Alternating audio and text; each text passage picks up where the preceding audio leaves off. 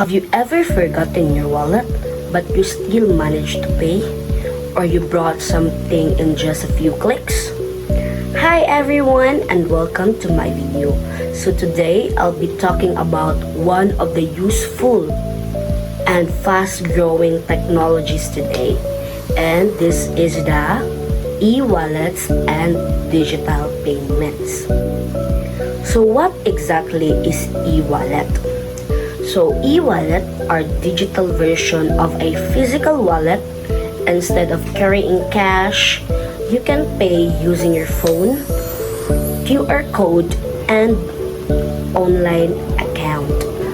Apps like GCash, PayMaya, Apple Pay, and GrabPay let you send money, pay bills, buy load, shop online, and do transaction instantly.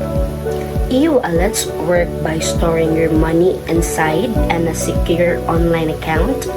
You can add funds through banks, over-the-counter partners, or cash-in stations.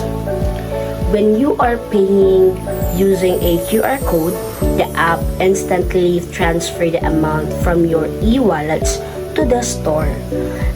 That has a fast, safe, and paperless. Why e-wallets are important in our society today? So e-wallets are becoming a must-have in a modern society because of how convenient they are. First, we have the fast and easier payments. So no need to line up or bring exact cash, just scan the QR code and it will transfer the money to the store. Second is helps during emergencies. So during the pandemic, digital pays help people stay safe by reducing physical contact. Third is to support online learning.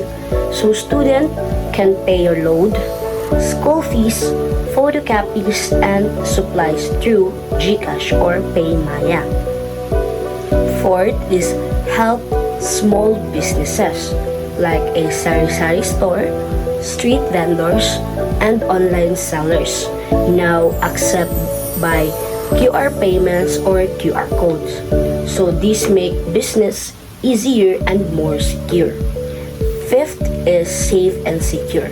So your money is being protected with a PIN codes, password, and verification, so it reduces risk of theft and of course losing cash. Last but not the least is track your spending. So you can see your transaction histories, which helps you manage your budget better.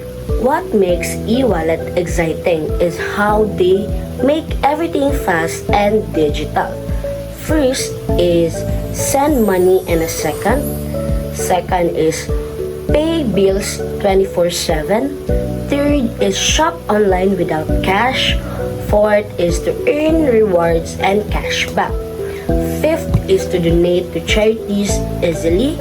Sixth but not the least is to book rides and food delivery faster and fastest. So e-wallet feels like having a bank inside your phone. So that's why e-wallets and digital payments are one of the most helpful developments in the technology today. So they save time, make payments safer, and empower both customers and businesses. Thank you for watching and listening to this video. If you learned something new, please like, share, and follow for more tech content. See you soon. Bye!